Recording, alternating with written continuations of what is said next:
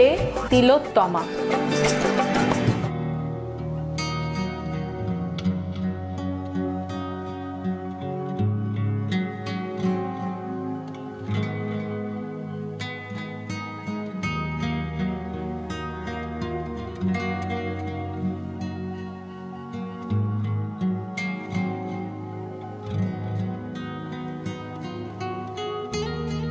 আরে তোমরা এসে গেছো? আমিও রেডি, এসো আমার সাথে।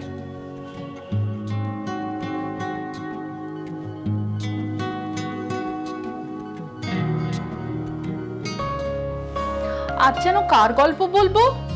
মনে পড়েছে, বারিন বাবুর গল্প।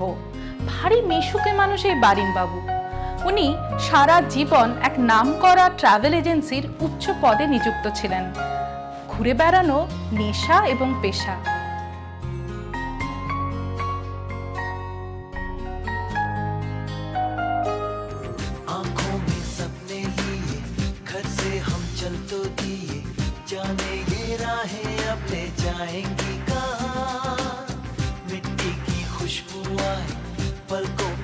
आंसू लाए पलकों पे रह जाएगा यादों का जान। এখানে বারিন বাবু পড়েছেন মহা সমস্যায়। স্ত্রী গত হয়েছেন বছর 5 হলো।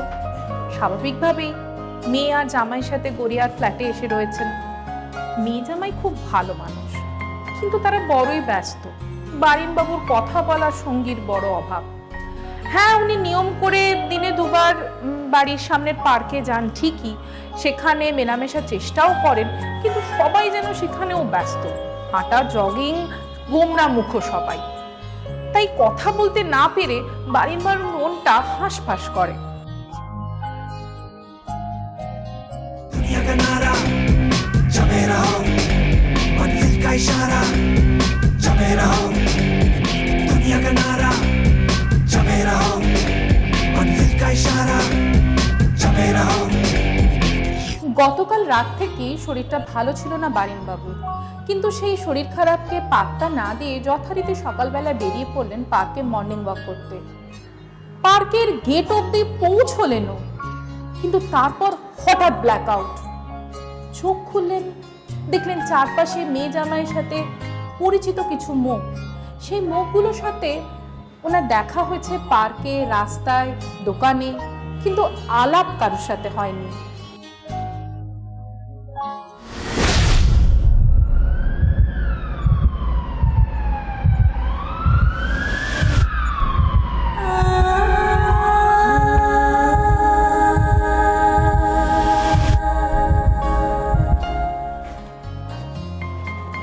ডাক্তারের সাথে কথা বলে মেয়ে আঁচ করে সমস্যাটা বারিনবাবুর মনের ভেতরই।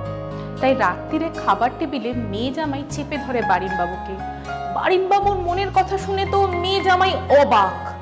তাই পরের দিন আর দেরি না করে ছুটি নিয়ে তারা সঙ্গে করে বারিনবাবুকে বেরিয়ে পড়ে এলাকা প্রদর্শনে। এলাকার লোকজনের সাথে মেশানো এবং সেই সঙ্গে জনপ্রতিনিধির সাথে ঘুরে দেখে মন ভালো হয়ে যায় বারিনবাবু।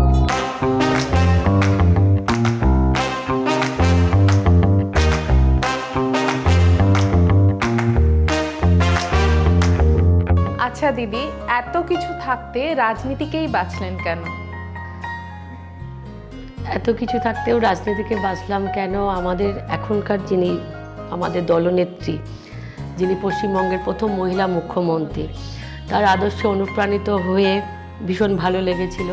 আর আমি যার সহধর্মিণী, বৈশ্বনাথ চট্টোপাধ্যায় এখন কলকাতা পৌরসভার MMIC দলের পশ্চিমবঙ্গ তৃণমূল কংগ্রেসের জেনারেল সেক্রেটারি, তাকে খুব কাছ থেকে দেখেছি রাজনীতিতে যুক্ত থাকতে। এবার এটা এমন একটা প্ল্যাটফর্ম যে ডাইরেক্ট মানুষের সাথে একদম যোগাযোগ হয়। অনেকের ইচ্ছে থাকে না কিছু হলে ছোটোবেলা থেকে, যে মনে হয় কীভাবে কিছু করলে মানুষের পাশে থাকা যায়, কিন্তু রাজনীতিটা এমন যে ডাইরেক্ট মানুষের সাথে যোগাযোগ হয়, মানুষের পাশে থাকা যায় তাদের সুখে দুঃখে। আর আমাদের যিনি দলনেত্রী মমতা বন্দ্যোপাধ্যায়, তিনি সবসময় মানুষের পাশে থেকেছেন। যখন বিরোধী দলনেত্রী ছিলেন তখন থেকে উনাকে যখনই যে কোনো ছোটো ঘটনা ঘটেছে উনি মানুষের পাশে গেছেন। তাই উনারকে দেখে আমরা আবেগ হয়ে গেছি। আগে দেখবে যে এত মহিলারা কিন্তু রাজনীতিতে আসতো না। এখন যে সংখ্যায় মহিলারা রাজনীতিতে এসছে বা সেটা কারণ কিন্তু মমতা বন্দ্যোপাধ্যায়। একদম উনি আমাদের মহিলাদের অনুপ্রেরণা। একদম একদম অনুপ্রেরণা।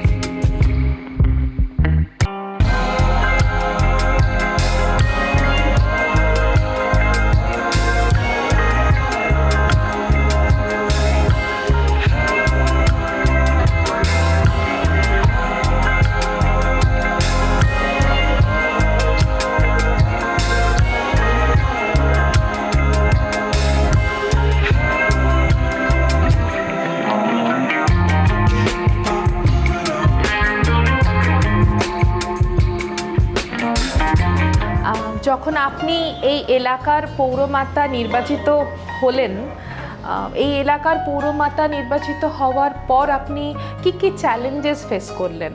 দেখো, এইখানে আমি পৌর প্রতিনিধি হয়েছি 2010-এ। 2005-এ ছিল বৈশ্বনাথ চট্টোপাধ্যায়, যেহেতু লেডিস রিজার্ভ হওয়াতে দল থেকে মমতা বন্দ্যোপাধ্যায় আমাকে দাঁড়াতে বলেছিলেন। তখন চ্যালেঞ্জ ছিল বলতে 2005-এ এখানে অনেক কাজ হয়েছে, বৈশ্বনাথ চট্টোপাধ্যায় অনেক কাজ করেছেন, কিন্তু কাজ তো একটা কাজ শুরু করলে আবার দেখবে আর একটা কাজ শেষ হয়ে যায় বা আর একটা কাজ এসে যায়। তাই এখানে যেমন একটা জল জমার প্রবলেম ছিল, আমাদের ওয়ার্ডটা অনেকটা বড়, তুমি জানো না কি না জানি না, পঞ্চাননতলাতে আমার একটা জল জমে, কাকুলিয়াতে জল জমে। এই রাস্তাগুলোতেও রাসবিহারী অ্যাভিনিউ, এটা হচ্ছে যতীন দাস রোড, পাশে হচ্ছে lake road, lake terrace, Siddheshwari road, এখানেও জল জমতো না যে তা নয়, জল জমতো। কলকাতা শহরে সবাই জানে যে জল জমে, কলকাতায় একটা নৌকার মতন।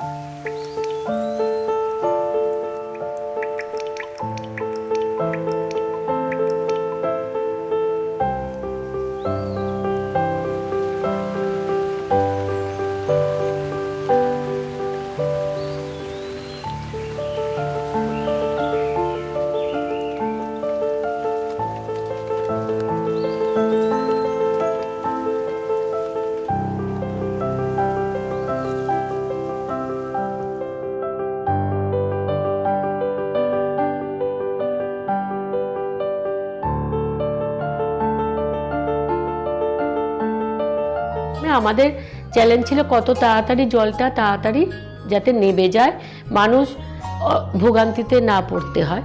তা সেখানে আমরা চেষ্টা করেছি, একটা কাজ করেছি, সাদার্ন অ্যাভিনিউয়ের একটা বড় কাজ হয়েছিল, সেইটার সাথে জলের লাইনটার একটা কাজ পঞ্চাননতলার করেছি।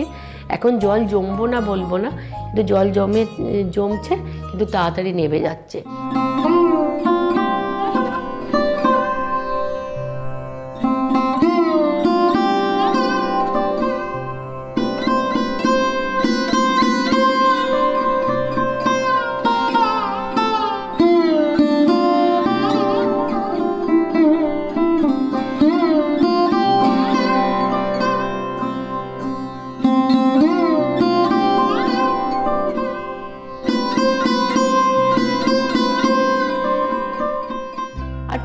দিনই তো কাজ হয়। কর্পোরেশনের কাজ মানেই জানো তো, ওই সবাই জানে যে রাস্তা, আলো, জঞ্জাল। কিন্তু আমি যখন 2010-এ প্রথম কাউন্সিলর হলাম, তখন আমি একটা স্বনির্ভর গোষ্ঠী এই ওয়ার্ডে চালু করেছি। তা সেখানে মহিলাদেরকে নিয়ে একটা গোষ্ঠী করা হয়েছে।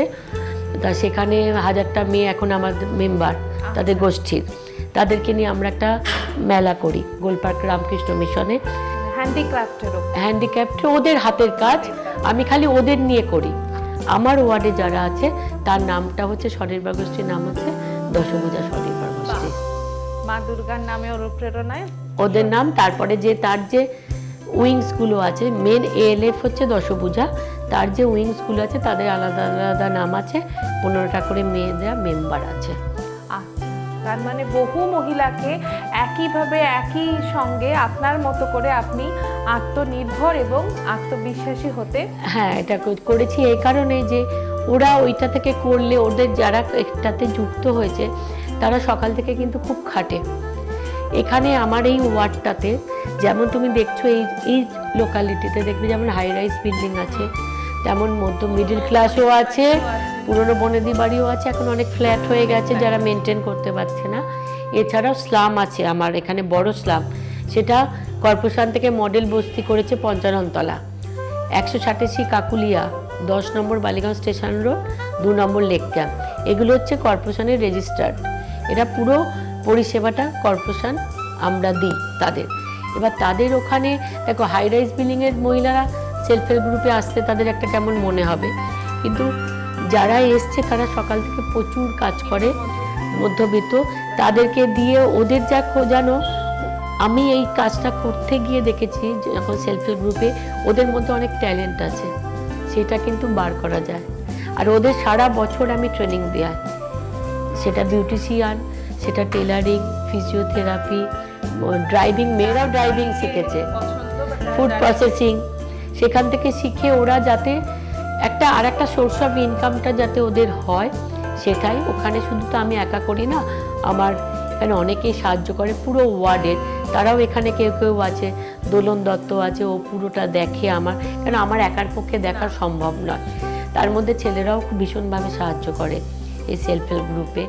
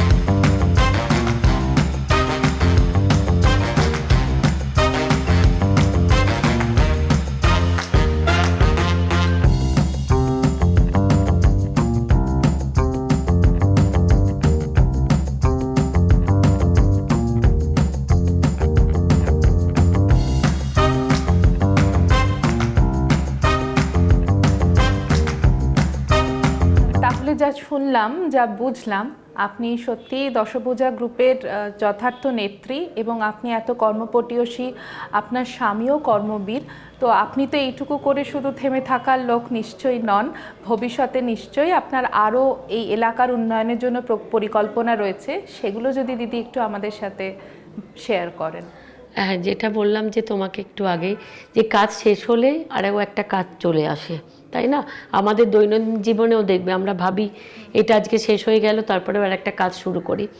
আর আমি যার সহধর্মিণী তাকে এতভাবে কাজ করতে দেখেছি, আর রাজনৈতিক এতে এমন ভালোবাসে, এত লোকের ভালোবাসা আমরা পাই, লোকে এত ভালোবাসে, তাদের যে কোনো অনুষ্ঠানে আমাদেরকে ডাকে।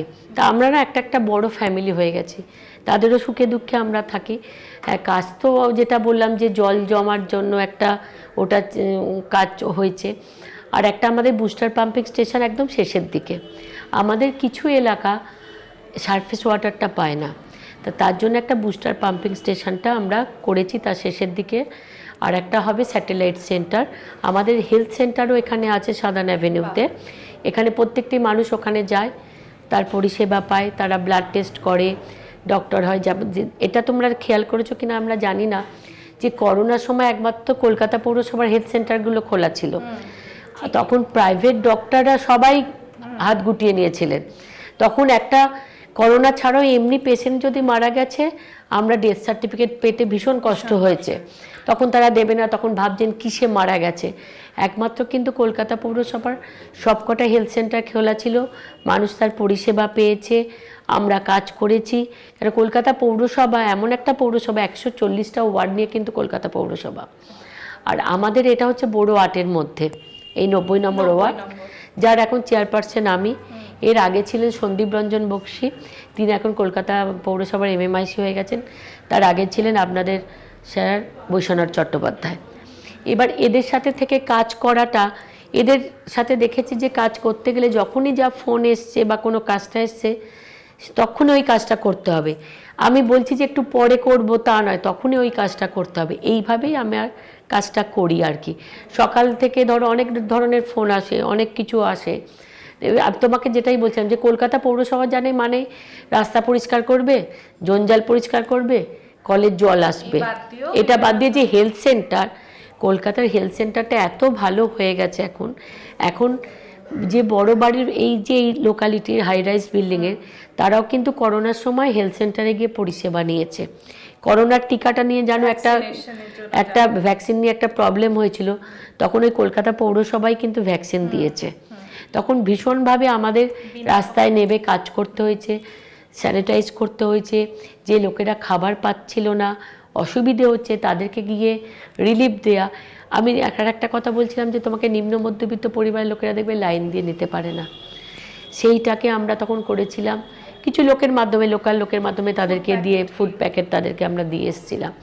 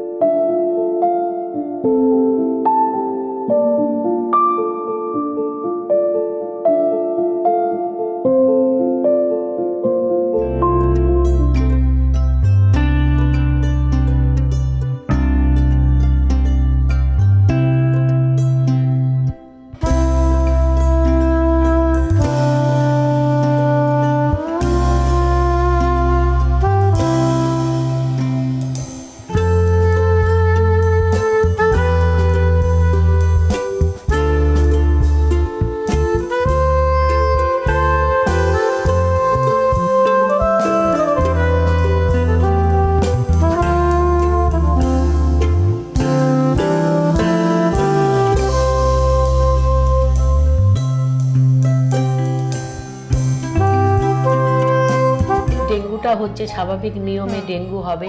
এখন ঠান্ডা পড়ছে আস্তে আস্তে করে, এই সময়টা শেষ হয়ে যাওয়ার কথা, কিন্তু ডেঙ্গুর মশাদের চরিত্র পাল্টে গেছে। এখন ডেন 3 আর ডেন 4 এসে গেছে। এখন বুঝতে পারছি না আমরা যে লোকের লক্ষণও পাল্টে গেছে, একদম পাল্টে গেছে। সেটা নিয়ে আমাদের কলকাতা পৌরসভা ভীষণভাবে কাজ হচ্ছে। আজকে তোমরা আসার আগে আমি ডেঙ্গুর র্যালি করে এলাম। এটা আমাদের 7 দিন সচেতনতা অ্যাওয়ারনেসে 7 দিনে শেষ হয়ে গেছে, কিন্তু এত বড় ওয়ার্ডে 7 দিন কভার করা যায় না। আজকেও আমরা করে এলাম, দোকানে বলে এলাম, চায়ের দোকানগুলোকে বলে এলাম, জমা জলের লিফলেটগুলো সবাইকে দিয়ে এলাম, যতটা পারি চেষ্টা করছি। ঠিকই, আমাদের প্রত্যেককে এর জন্য সচেতন হওয়ার খুবই দরকার।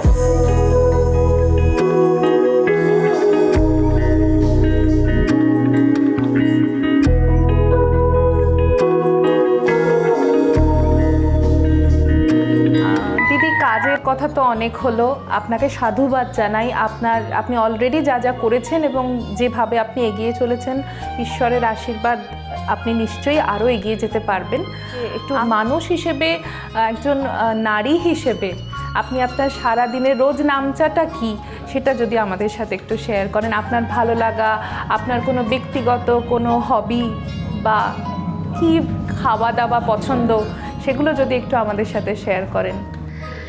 দেখো, আমি কাজ করি, কাজ করতে গিয়ে যখন হাঁপিয়ে যাই, তখন আমরা একটা কথা ভাবি যে মমতা ব্যানার্জি এত কাজ করছেন কি করে, আমাদের মুখ্যমন্ত্রী। আমরা একটা কাজ শেষ করার পরে মনে হচ্ছে আর ভালো লাগে, একটু গিয়ে বসি বা একটু কিছু গান শুনি, একটু স্ট্রেস হয়ে গেছে, একটু রিলিফ হই, তখন ভাবি। কিন্তু ওই সকালবেলা দেখো, সকালে তুমিও একটা মেয়ে, তোমার বাড়িতেও মা আছে, তুমি জানো যে আমাদের সকাল থেকেই একটা মহিলারা, ছেলেদের এটা করছি না, কিন্তু মহিলাদের বাড়িতে গিয়ে কিন্তু পিঠে শুয়ে পড়ার কেউ করতে পারে না। গিয়েই তাকে গিয়ে রান্নাঘরে গিয়ে আগে দেখতে হয় কি আছে কি নেই, আমার মেয়ে কি খাবে, আমি রাত্রিরে আমরা কি খাবো, ঘরটা ঠিক আছে কি না, সেটা একটুখানি সেট আপ করে নিয়ে তখন মনে হয় একটুখানি শুয়ে একটু টিভিটা চালাই বা একটু গান শুনি, গল্পের বই পড়তে ভীষণ ভালো লাগে। কিন্তু সেইভাবে এখন আর হচ্ছে না। সামনে বইমেলা আছে, যাব। সকাল থেকে যেমন তো এখন সত্যি কথা বলতে মোবাইল বন্দি, একদম সমস্ত চলে আসবে, একদম চলে আসবে। কিন্তু ওই বইটা নিয়ে, বইয়ের গন্ধটা, বইটাকে নিয়ে ওল্টানো, সেটা একটা ভালো আলাদা ফিলিংস, একদম ভীষণ ভালো লাগে। মেয়ে সকালবেলা উঠে রেডি হয়ে বেরিয়ে যায়, তার পেছনে একটু টাইম দিতে হয় বলে পুরোপুরি মা, তুই দেরি করছিস কেন, এটা করলি না কেন, চাবি নিসনি কেন।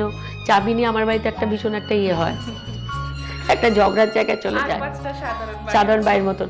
ধরো মেয়ে চাবি নিয়ে ভুলে গেল, চাবি আমার কাছে, তুমি কোথায়, আমি তো বাড়ির সামনে, তালা বন্ধ, এইটা হয়। আমি বললাম তুই কেন নিয়ে যাসনি, যেমন হয়। আমার একটি মাত্র মেয়ে, শাশুড়ি মা ছিলেন। আজকে পরিবারের সাহায্য না পেলে আমি হয়তো এখানে আসতে পারতাম না। আমার 4 ননদ, সবাই মিলে সাহায্য করেছে। আমার যখন মেয়ে ছোট ছিল সেই সময় ননদরা থেকেছে। এমনও দিন গেছে যে মেয়ের জন্মদিন, বার্থডের দিন আমার আসতে অনেক দেরি হয়ে গেছে, মেয়ে মন খারাপ করেছে। আমার ননদরা তখন ছিল, আমার ভাইয়ের ছিল, বাবা ছিল, তাকে দেখে ঠিক করেছে। তারপর আমার মেয়ে ভীষণ বোঝে, ওকে আমি লাস্ট ক্লাস 8 অবধি আমি ভালো করে ওকে দেখেছি। তারপর থেকে ও মাস্টার্স পুরো কমপ্লিট করেছে পুরো। তারপর থেকে তো আপনি নিজের মেয়েকেও দেখছেন আর এত সংসারের মেয়েদেরও দেখছেন। হ্যাঁ, ওটাই বললাম না, আমরা একটা বড় ফ্যামিলির মতো। ঠিকই, মেয়ের সংখ্যা আপনার বেড়ে গেছে। ওরা খুব ভালোবাসে, কেউ আমাকে বৌদি বলে, কেউ কাকিমা বলে, কেউ আন্টি বলে। যখন খুব ভালো লাগে জানো, যখন রাস্তা দিয়ে যাচ্ছি, আন্টি তুমি কেমন আছো। শুধু জন্ম দিলেই যে মা হতে হয়, হ্যাঁ, নয়, একদম। ওরা ধরো এই একটা ফুড ফেস্টিভ্যাল হয়েছিল ট্যাঙ্গুলার পার্কে, ওরা আমাকে ইনভাইট করেছিল, আমি গেছিলাম। সেখানে ওদের ফ্যামিলিরই কারোর একটা স্টল ছিল। তাও এসে বলছে যে তুমি পয়সা দিয়ে খাচ্ছ কেন, তুমি কেন পয়সা দেবে। আমি বলছি ফুড স্টলে তো আমরা এসেছি পয়সা দিয়ে, তোমার বাড়িতে যখন যাব তখন গিয়ে খাবো। এই যে ওরা রাস্তার মধ্যে সবার মধ্যে থেকে দাঁড়িয়ে থেকে কথা বলা, চৈতালি দি আছে, বা রাস্তার মধ্যে থেকে দেখে বলে দিদি আজকে না আমার ওই কাজটা একটু করে দিলে ভালো হয়। আবদারও আছে। ওদের সাথে কি আমরা এমনভাবে মিশি, যখন ওরা ভুলও করে তখন বকিও, সে তো ঠিক। এটা ভুল করে আবার একসাথে বসে শাসন করার অধিকার তো তার নিশ্চয়ই একদম আছে। আসলে বললাম একটা বড় ফ্যামিলির মতো না, যে ওরাও আমার সুখে দুঃখে থাকে। আমার শাশুড়ি মা যখন মারা গেছিলেন, ওরা যেভাবে আমার পাশে থেকে পুরোটা, আমি বুঝতে পারিনি কোথা থেকে কি হয়ে গেল। ওরা যেভাবে আমার মা অনেক বছর আগে মারা গেছে, আপনাকে অনেকটাই হেল্প করে ভীষণ। এখনো স্টিল না। ওদের যদি খালি বলে বৌদি আপনি বলেননি কেন, এটাই কথা। এখানে তোমরা যদি কাউকে দেখো বা বাইরে যখন গিয়ে দেখবে, তুমি নিশ্চয়ই জিজ্ঞাসা করবে যে কেমন, কিভাবে আমরা কাজ করি। আমি তো বলি আমাদের কাজটা করার আগে ওরা কাজটা আগে দেখে। স্লামে তো আমি প্রত্যেকদিন যেতে পারি না, আমি 7 দিন 7টা জায়গায় বসি। শুক্রবার যতীন দাস রোড, সেটা আপনার ভাগ করা আছে। শনিবার পঞ্চাননতলা, রবিবার আমি সাউদার্ন পার্কে বসতাম, কিন্তু করোনার জন্য বসাটা বন্ধ, আবার বসাটা শুরু করব। সোমবার কাকুলিয়া, মঙ্গলবার বালিগঞ্জ টেরেস, বুধবার 2 নম্বর লেক ক্যাম্প ডক্টর শরৎ ব্যানার্জি, মানে বেশ বিস্তৃত আপনার এই আর 90 নম্বর বৃহস্পতিবার ওয়ার্ডটা। বসি আমার বালিগঞ্জ স্টেশন রোড কাকুলিয়াতে। আসলে আমাদের সুন্দরভাবে আপনি ভাগ করে ভাগ নিয়ে করেছি। পুরো আমি এলাকাটা- করার আগে আমি যার সহধর্মী যাকে বললাম, যিনি ভীষণভাবে ভালোবাসে, তাকে সবাই চেনে, সেই বৈষ্ণব চট্টোপাধ্যায় এইভাবে বসতেন, আমিও সেইভাবে সেম বসেছি। সেইখানে বসতে গিয়ে আমি একটা ভেবেছিলাম যে উনি যেভাবে কাজ করতেন, কোনো মানুষ এসে না বলেন যে না ওনার বউকে পাওয়া যাচ্ছে না, হাজব্যান্ডই কাজ করে দিচ্ছে, সেটা যেন না হয়। সেটা এটা আমি বিশাল বড় ব্যাপার। সেটা আমি মাথায় রেখেছি। অনেকে বলে যে ওনার হাজব্যান্ড আছে, তাহলে উনি কাজটা করে বা দিচ্ছে। অনেক জায়গায় আমরা দেখি যে স্ত্রী এতটা পটু নন, নামটা স্ত্রীর, কিন্তু হয়তো স্বামী তার সামনে থেকে দেখে, কিন্তু সেটা আমি চাইনি। আমি চেয়েছি যে আমি কাজটা করব। যখন দল থেকে আমাকে দায়িত্ব দিয়েছে মমতা বন্দ্যোপাধ্যায়, মানুষ যখন আমাকে সাহায্য করেছে, ওকে ভালোবেসেছে, ওরা ব্যালট বক্সে ওরা Accept আমাকে করেছে আপনাকে। দিয়েছে, তাহলে আমি কেন ওদের সামনে ওদের থেকে কাজ কেন করব না? প্রতিটি স্লামে ঘুরি, প্রত্যেক দিন প্রতিটি জায়গায় বসছি, এইভাবে কাজ করি। ওর ইভেন বলছি না, আমরা মেয়ে হয়তো যেতে পারলো না, সেই খাবারটাও, ও মেয়ে আছে, মেয়ের জন্য খাবারটা আমি পাঠিয়ে দিচ্ছি। এইরকম ওদের সাথে আমাদের সব কাজ দেখো আমরা করতে পারি যে তা তো নয়। আমাদের এমন সময় কাজ হয়, সেটা বলি যে চেষ্টা করছি বা বলছি, তখন অনেকে আবার কেউ রেগে যায়, কিন্তু দিদি রেগে যায় কখনোই মানে কাউকে একসাথে আপনি খুশি করা যায় না। সবাইকে খুশি একদম করা সম্ভব না। রেগে যায় মানে কি মিন্স বলছে যে ও বৌদি তাহলে না করে দিল, সে 10-15 দিন হয়তো মুড অফ হয়ে রইলো, কথা বললো না। তাকে যখন আবার বোঝালাম, সে তখন ব্যাপারটা বুঝলো, এই কারণে আমরা করতে পারলাম না। আর আপনার কথাগুলো আপনার হাসির মতোই সুন্দর, লোকে বুঝতে বাধ্য। এইভাবেই আমার সারা দিনটা যাপন করি। ধন্যবাদ দিদি আপনাকে। এবার আমি চাইবো আপনি ট্রাইব টিভির মাধ্যমে আম জনতাকে কিছু বার্তা পৌঁছিয়ে দিন। ধন্যবাদ ট্রাইব টিভিকে, সুকন্যাকেও ধন্যবাদ, এসছে ওরা আজকে, ওদেরকেও অনেক অনেক শুভেচ্ছা অভিনন্দন। ট্রাইব টিভির সমস্ত যারা আছেন, যারা দর্শক রয়েছেন, সবাইকে ধন্যবাদ। আপনারা দেখবেন ট্রাইব টিভি, সাবস্ক্রাইব করবেন চ্যানেলটাকে।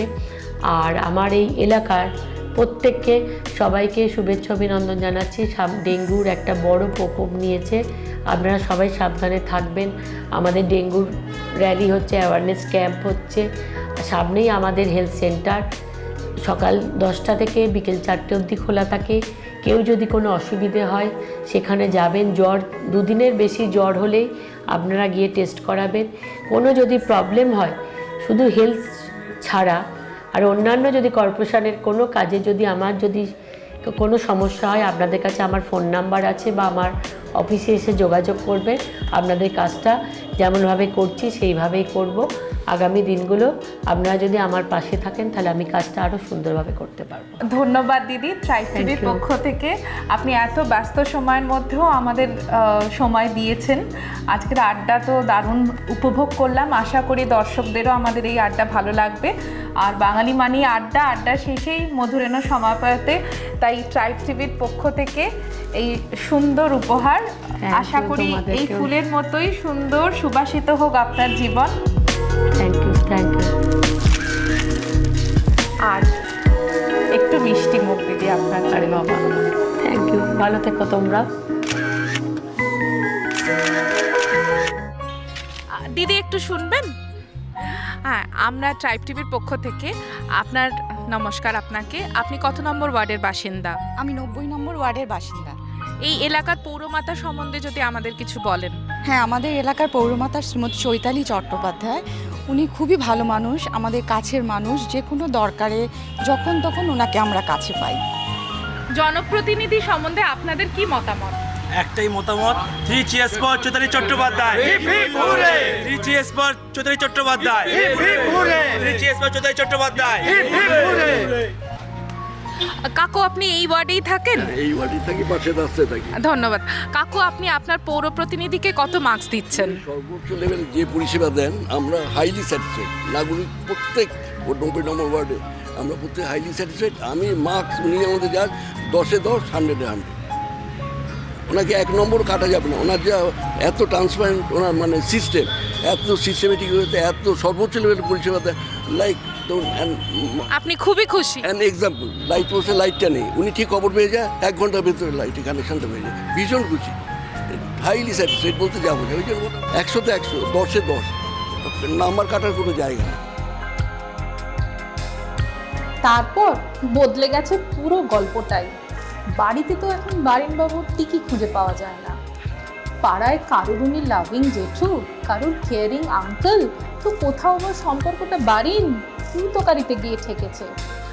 বুকে আঘাত পেয়ে বারিনবাবুর মাথাটা কোথাও খুলে গেছে। বারিনবাবু বুঝতে পেরেছেন এ শহর কর্মব্যস্ত ঠিকই, কিন্তু এ শহরের বুক আজও ধুকপুক করে। এই শহরের মানুষ ভালোবাসতে জানে, একে অপরের বিপদে বুক চিতিয়ে পাশে দাঁড়াতে জানে। প্রাণের শহর, প্রেমের শহর, তিলোত্তমা, কলকাতা।